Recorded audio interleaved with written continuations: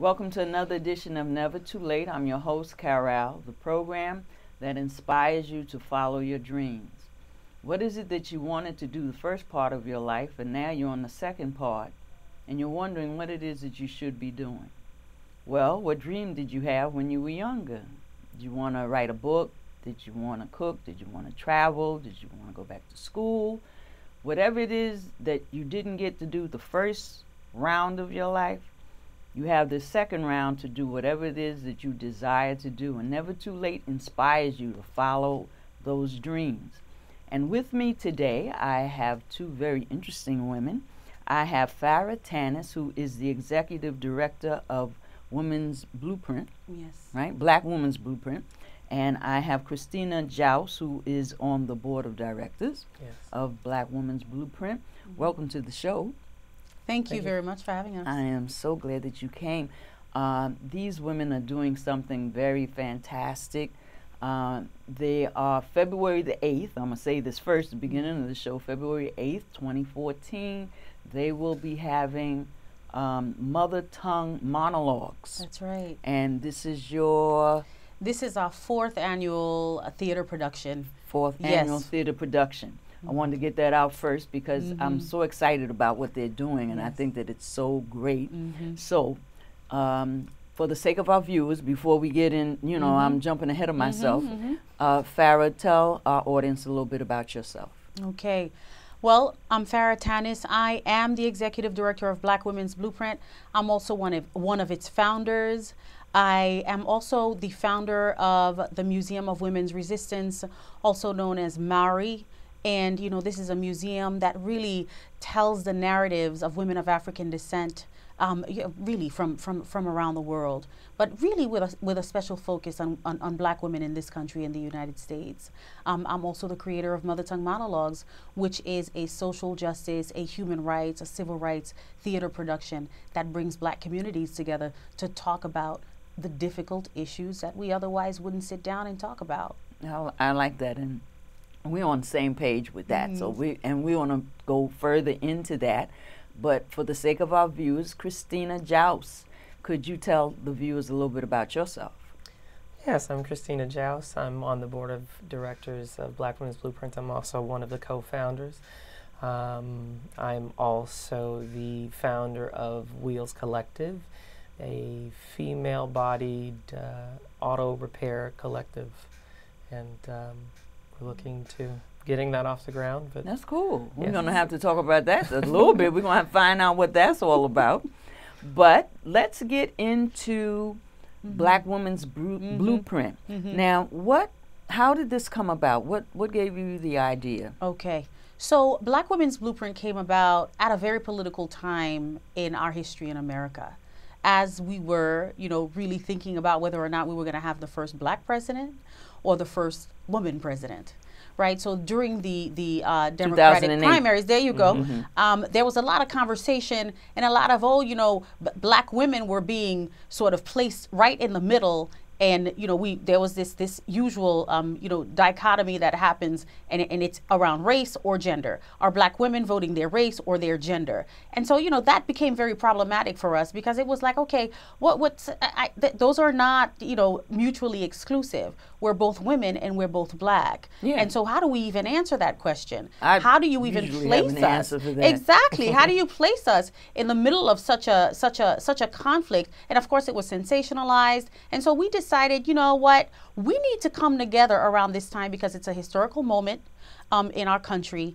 and we need to talk about what it is that we think, what we need. We need to make our voices heard, and we need to say something and basically talk back to this idea that our race and our gender and other aspects of our identity is that they're separate.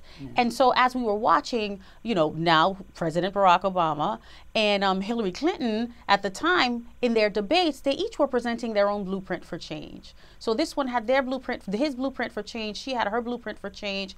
And despite the fact that these two claim to represent us as Black women, we felt that there's so much that had it been a black woman up there, and had we had a lot to say, as we would, we had a lot to say, but much more to say, that there are some other issues that would have come up. So when they talk about healthcare and when they talk about reproductive justice, they would have talked about it in a different way. When the issue of racism was raised, it would have been talked about in a very different way, in a way that centered the lives of black women. When you talk about the prison industrial complex, it would have been talked about in a different way. When they talked about poverty, it would have been talked about in a different way. Absolutely. And so we said, we need to present our own blueprint for change. We can't count on others to speak on our behalf. We have to speak on our own behalf. As it should be. Exactly. As it should be, because that's one of the problems that we have fallen into this past civil rights 50 some odd years. That's right. Waiting and expecting someone else to represent us when we need to represent ourselves. That's what the civil rights movement was all about. That's right. I mean, Frederick Douglass always told this, he always gave this example about two people being hung. One was a black woman, one was a black man. He said, was the black woman hung because she was black or because she was a woman? And see, that's where I have the problem with the women's movement, because black women have always been in the resistance. They always fought alongside for justice. We were hung just as well as a black man. No mercy was on us just because we were a woman. So we are counted as women when it's necessary. So, and that's something we have to change, because we are black women, but we are women. And we have issues that are not discussed or addressed in mainstream media. I think it's a book that says Your Blues Ain't Like Mine. When it comes to women, culturally and racially, we have different issues, and they're addressed differently. So we need to have forums amongst ourselves, and we come as a power structure to the table with our own issues and make sure that our issues are represented. I mean, that's just my take on it. That's exactly always my take on it. And that's what Black Women's Blueprint is about. It's making sure that our issues are represented. So when you talk about police brutality, we want to make sure that, okay, how does police brutality show up in the lives of black women? When you talk about racism, how does that show up in the lives of black women? When you talk about poverty, how does that show up in the lives of black women? Absolutely. So that is exactly. Our children and education. Exactly. All of those things are exactly what Black Women's Blueprint is about. It's amplifying the voices of black women in all of those issues, across those issues, as they intersect, and also individually. So that's the organization. We organize. We also provide support and services. The issue of violence for us is one that is very crucial and critical, because it impacts so many different areas. Yes, especially at this time in the 21st century. We're 14 years in the 21st century, and as a people, we have taken some back steps, really. And just before, we're going to play this clip. It's a clip, Sophia Bendelli, and she is talking about, before we play this clip, let's talk about Mothertongue Monologues.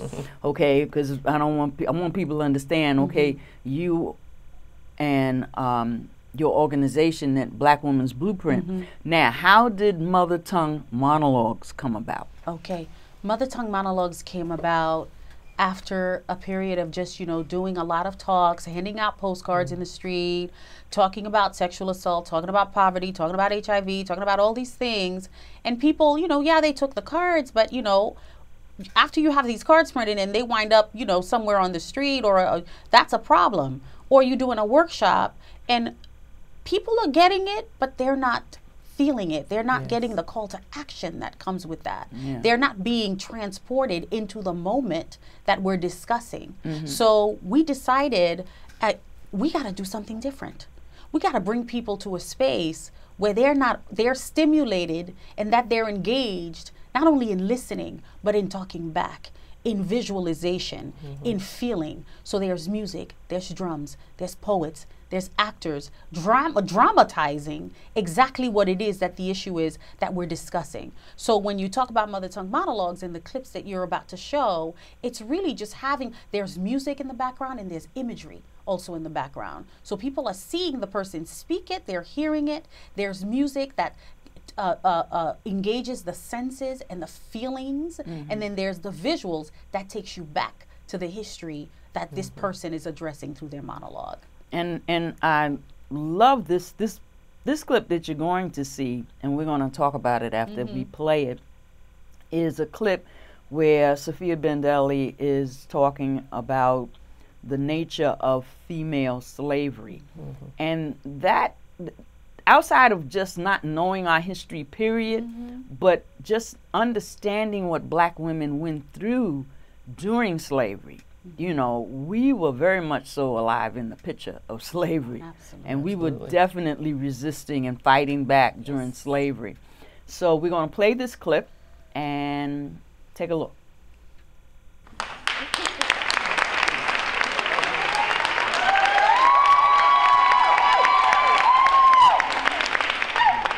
Male and female slavery was different from the very beginning. Women didn't generally travel in the holds of slave ships, not like the men. They took the dreaded journey right there in the open and on the quarterdecks, unshackled, purposefully, intentionally unshackled, making their bodies accessible to the criminal whims and the vile sexual desires of slavers, accessible to the entire crew of slave ships for raping, humiliating, and molesting, for brutal excesses that disgrace human nature. This atrocity was well documented. What was not is how we fought. In captain's logs, in seamen's reports, they wrote about the revolutions, the mutinies, the slave insurrections, attacks organized and led by black women, brave women, for their bodies, purposefully, intentionally unshackled. In 1781, a woman stole weapons, unchained 2 of her brothers, killed her captors, wounded others, served as lookout, and shouted mutiny. But when the kidnappers got their hands on her, her body was hoisted up by the thumbs, whipped and slashed until her body was dead. But that did not stop it. 4 years later, even more stories. The captain of a slaver was attacked by a group of black women who tried to throw him overboard. A month later, another incident. 2 black women helped 32 black men and 2 black boys in mutiny, and ships were taken over. Ships were taken over. We don't know how many ships were taken over, how many ships were returned back to Africa because of these black women, brave women. Ironic, isn't it? Because it would seem that a primary reason for allowing women to roam the deck free was the natural assumption that women, that their bodies could be easily overpowered. We fought. We fought. We fought. And when black women could not steal the weapons to fight, in protest and reclamation of their bodies, they threw themselves down ship hatchways. They marched themselves overboard, plunging into the ocean. Others just starved themselves to death. We were stolen women. These were our bodies, our lives, ourselves.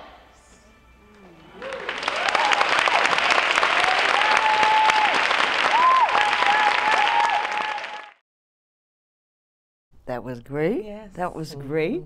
So let's talk a little bit about this clip. I mean, talking about, because a lot of times when you do see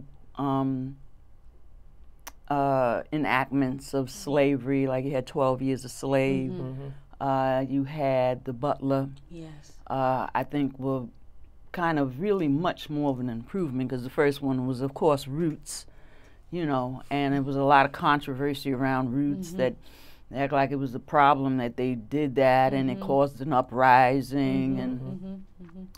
But anytime we talk about and tell our story, we are the ones that need to tell the story. And Hollywood always glamorizes it and romanticizes it. Even with 12 Years a Slave, we never show the aspect of the black woman.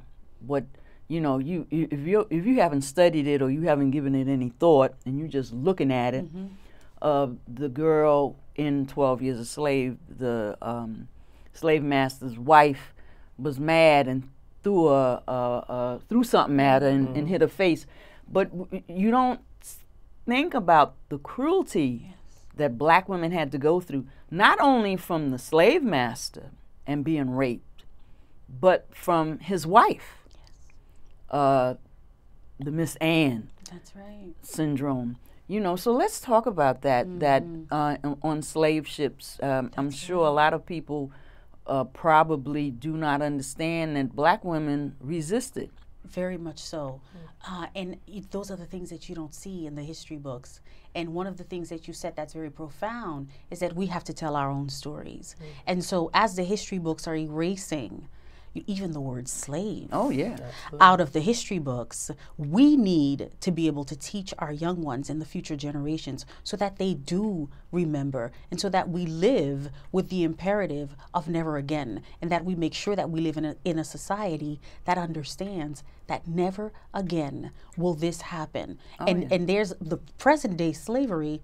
Of course, it doesn't look, it doesn't look as it did, you know, back on the plantations, but prisons are plantations. Absolutely. As far as I'm concerned. And so, you know, that's a whole other conversation that we can have. Yeah. But when we which we probably will. But, you know, this particular clip, what I wanted to do, and you know, with a lot of research, Gloria T. Hall, Aren't I a Woman, Ain't I a Woman, about bell hooks, you know, just several of what folks don't like to call, but what these women are black feminists, and they identify as black feminists, who are the ones that conduct the research and bring the stories and make sure that our narratives survive. Because and we're exist. not included in the so-called feminist movement. We're that's not. where a lot of black women that I speak to, including myself, have a problem with that. Because, who was it introduced me to? Maria Stewart. Yes. She was black feminist in Boston. That's right. And a lot of people don't know about her. But of course, it's not, you're not going to know about her. But again, we have to come to the table. We have these forums amongst ourselves and come to the table because we do have issues that need to be addressed. Exactly. And I want to get Christine in on the conversation because you think you're sitting over there. You're not going to get away. But this clip, you want to talk a little bit about this clip and the acts that were done, how black women were purposely not in chain on the deck, freely to be abused by anyone or any of the crew members.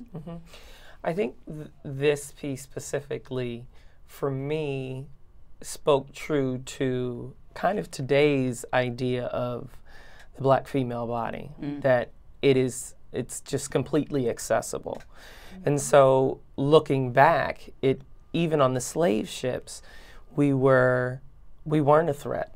We were just going to take it. It was whatever was going to be was going to be. We weren't going to fight back. We weren't going to jump overboards. We weren't going to sacrifice our children and make those difficult decisions and say, we're not going to stand for this. And we've moved into today. And so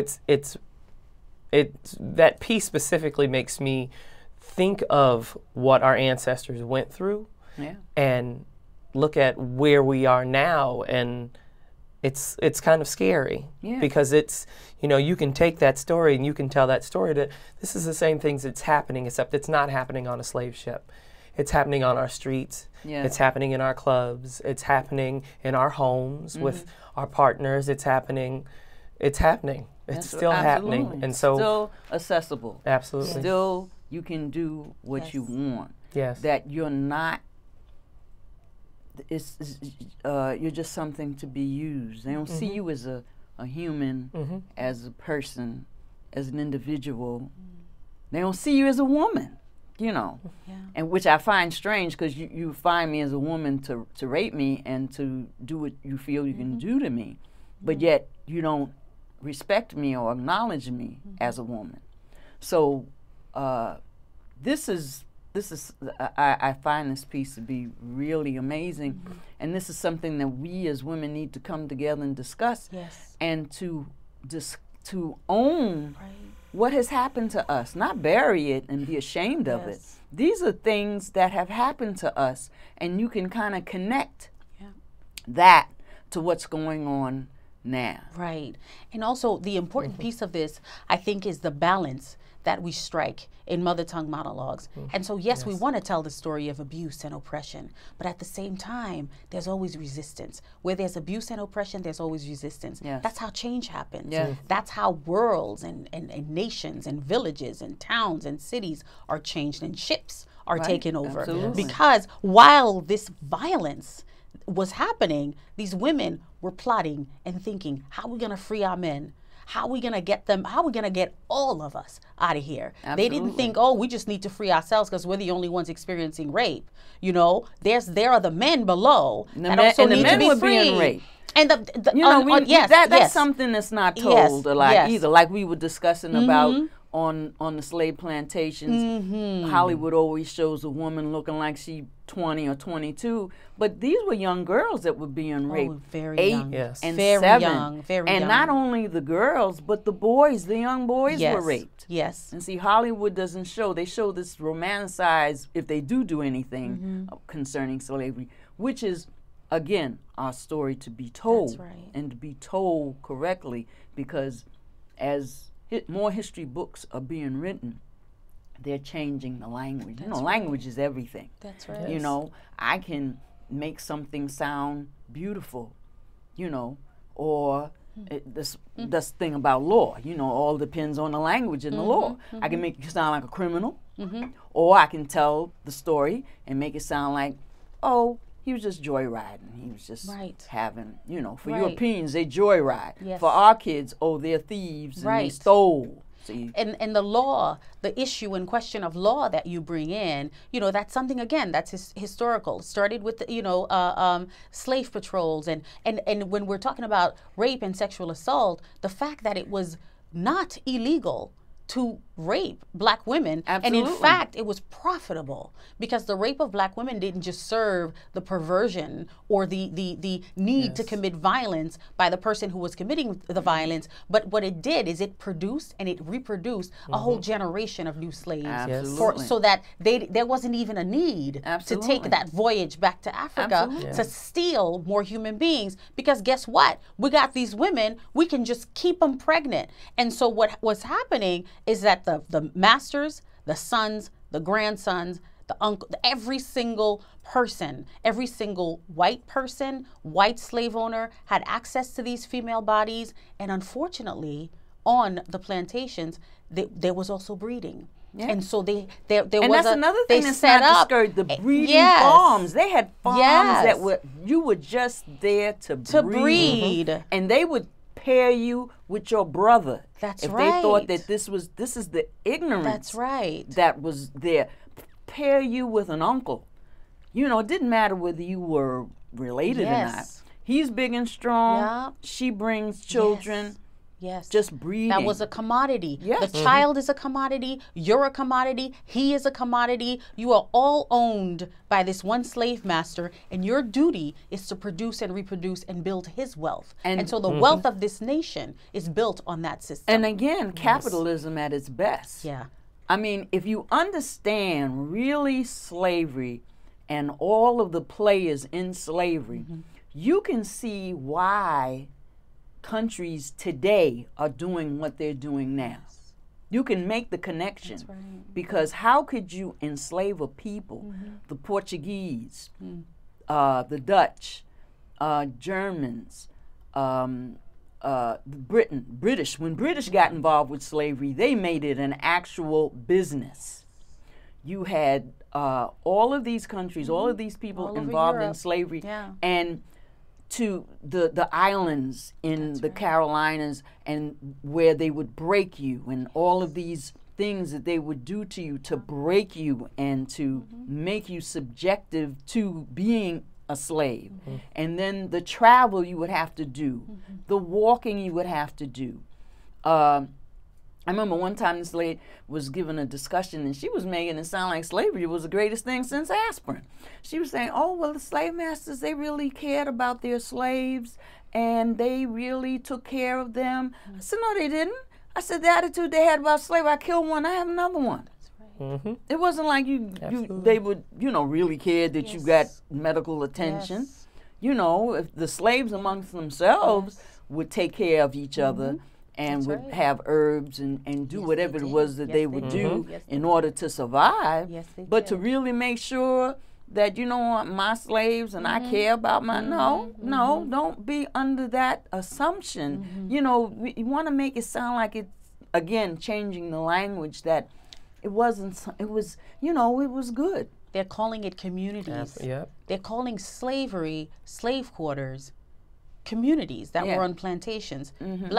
Black communities on plantations. You mean people enslaved by force? In black communities, you have political will, you have infrastructure, you can make decisions, you have some power over some things. You can come and go as you please, you can marry who you please. Your children are your children. They don't get sold, even though we're experiencing, that's a whole other issue. We're experiencing such a high rate of black children being taken away from parents. But it's all of these things, and there's so many parallels that we can draw. But in telling these stories at Mothertongue Monologues, it's just really critical. It was just critical to bring out that piece of history that most of us don't have access to, because the history books are being changed, because the schools don't prioritize the telling of that history, and because we have internalized shame about slavery as if it was something that we did to ourselves. And it is not. We were forced and dragged here kicking and screaming, as obviously the monologue says, and it's that is not our shame.